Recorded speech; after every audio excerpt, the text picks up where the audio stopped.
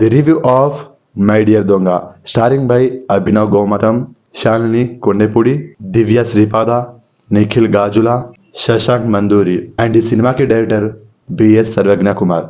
So cinema ఎలా ఉంది, చూడవచ్చా లేదా, ప్లస్ అండ్ మైనస్ అంతా రివ్యూలో మాట్లాడుకుందాం. సో రివ్యూలోకి వెళ్ళే ముందు నాది ఒక స్మాల్ రిక్వెస్ట్, వీడియోని లైక్ చేయండి, సబ్స్క్రైబ్ చేసుకునే వాళ్ళు వెంటనే సబ్స్క్రైబ్ చేసుకోండి.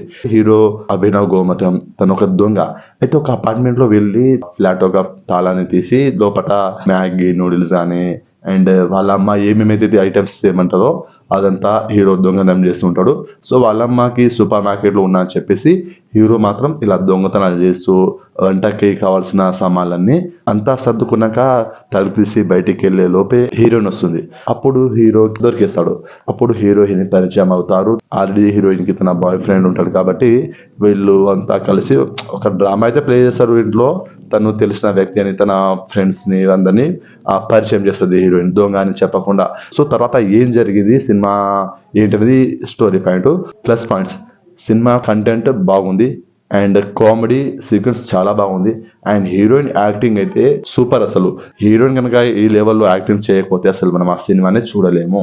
సినిమా లెంత్ 1:40 అదొక ప్లస్ పాయింట్ అయింది, మరీ ఎక్కువ లెంత్ లేకుండా. అండ్ మ్యూజిక్ కూడా బాగుంది అండ్ సాంగ్స్ కూడా సిచ్యుయేషన్ తగ్గట్టుగా ఓకే. మైనస్ పాయింట్స్ అనేది ఎక్కడ అనిపించలేదు. నేను ఓటీటీలో చూశాను కాబట్టి టైం పాస్ అలా వెళ్ళిపోయింది, నాకు మైనస్ ఏమి అనిపించలేదు. సో ఈ సినిమా ఆహా ఓటీటీలో స్ట్రీమ్ అవుతుంది, చూడండి. ఎలాంటి అడల్ట్ సీన్స్ అయితే లేదు, ఫ్యామిలీ ఫ్రెండ్స్ పిల్లలతో ఎంజాయ్ చేయొచ్చు.